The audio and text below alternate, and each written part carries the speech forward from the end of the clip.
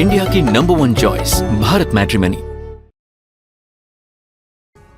और अब आगे बढ़ते हुए बात करते हैं वंदे मातरम पर हो रहे सियासी संग्राम की। अब राष्ट्रगीत वंदे मातरम पर लगातार सियासत हो रही है और नया विवाद तक खड़ा हो गया है।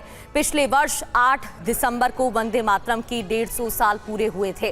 फिर संसद में वंदे मातरम पर बहस हुई। गणतंत्र दिवस की परेड में वंदे मातरम की थीम वाली झांकी भी निकाली गई थी।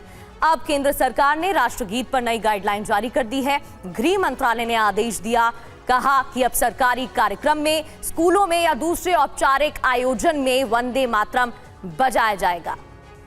हालांकि आपको बता दें, ये पहली बार है जब देश में राष्ट्रगीत के गाने के तरीके को लेकर प्रोटोकॉल जारी किया गया है। इस आदेश में यह भी कहा गया है कि अगर राष्ट्रगीत, वंदे मातरम और राष्ट्रगान जन गण मन साथ में गाएं या बजाए जाएं तो पहले वंदे मातरम गाया जाएगा। इस दौरान गाने या सुनने वालों को सावधान मुद्रा में खड़ा रहना होगा। आदेश 28 जनवरी को जारी हुआ, लेकिन मीडिया में इसकी जानकारी 11 फरवरी को आई है। सरकार के इस आदेश पर अब सियासी हंगामा खड़ा हो गया है और यही बड़ी खबर आपको बता दें, क्योंकि वंदे मातरम पर ओवैसी की पार्टी के नेता ने हमला बोला है। केंद्र के निर्देश पर शोएब जमई ने विरोध जताया है और टीवी 9 से बातचीत में जमई ने कहा, वंदे मातरम इस्लाम विरोधी, गर्दन पर छुरी भी रख दोगे तब भी नहीं गाएंगे। बीजेपी और आरएसएस ने इस गीत को प्रोपेगेंडा बनाया।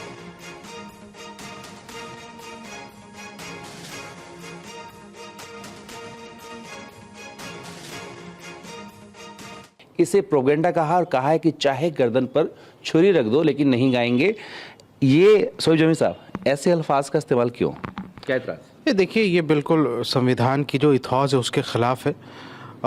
संविधान में हमें राइट टू रिलीजन दिया गया है और राइट टू रिलीजन अपने धर्म को अपने तरीक़े से प्रैक्टिस करने की जो है वो आज़ादी है, धार्मिक आज़ादी है हमारी। और हमारा धर्म जो है मोनोथिज़म पे बिलीव करता है, हम एक ईश्वरवाद पे बिलीव करते हैं। वंदे मातरम के जो छंद की आप बात कर रहे हैं और जिस तरीके से सरकार जबरन उस पर थोपना चाह रही है, वो मोनोथिज़म को ख़त्म कर रहा है।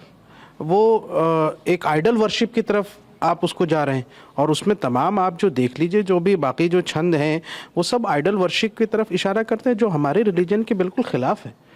भाई, राष्ट्रीय गीत जो है वो राष्ट्रगान नहीं है। जन गण मन में हमारे तमाम लोग, सब लोग उसको सल्यूट करते हैं, खड़े होकर के उसका सम्मान करते हैं, राष्ट्रीय गान का सम्मान करते हैं। और फिर उसके बाद जो है ना, ये संविधान का हिस्सा भी नहीं है। तो आपने राष्ट्रीय गीत को कैसे दर्जा दे दिया राष्ट्रगान के आसपास, जबकि इसका इतिहास एक बड़ा अलग है। इसमें आनंद मठ के थ्रू जो क्या क्या चीज़ें होती थी, किस तरीके से सांप्रदायिकता को भी परोसा जाता था, और मुसलमानों के ख़िलाफ़ जो नफ़रत वाली बोली बंकिम चंद्र चटर्जी की थी, आप उसको देखिए जाके, इतिहास में पढ़िए उसमें। और अगर उसको भी आप दरकिनार करते हैं तब भी वंदे मातरम के जो चंद छंद हैं वो हमारी मोनोथिज़म बिलीफ के ख़िलाफ़ है, एक ईश्वरवाद के ख़िलाफ़ है। लिहाजा ये हमारी जो धार्मिक आज़ादी है, जो संविधान आइन ने हमें दिया है, उसका उल्लंघन करता है। मादरे वतन तो बोलते ही हैं, मादरे वतन बिल्कुल बोलते हैं। तो कहने की लुका लाइक, हम उसकी पूजा नहीं करते ना। मादरे वतन कहते हैं, माँ की तरह जो है भारत को मानते, पर हम अपने माँ की भी पूजा नहीं करते, हम अपने पिता की भी पूजा नहीं करते। हम सिर्फ एक ईश्वर की पूजा करते, हम उनका आदर करते हैं, हम उनका सम्मान करते हैं। तो हम अपने मुल्क का सम्मान करेंगे, आदर करेंगे, उनके लिए यहाँ से उसको सलाम पेश करेंगे, ठीक है ना। उनके लिए अभिभूत एक कह सकते हैं कि मोहब्बत हमारे दिलों में होगी, जैसे मेरी माँ और मेरे बाप के लिए होगी, वैसे ही इस देश के लिए होगी, इस देश की मिट्टी के लिए होगी।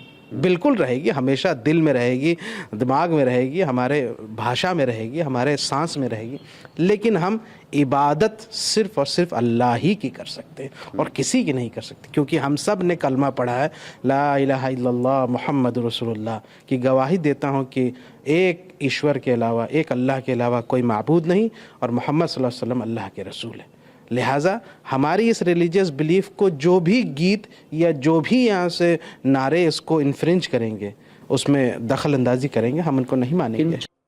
इंडिया की नंबर 1 चॉइस भारत मैट्रिमनी।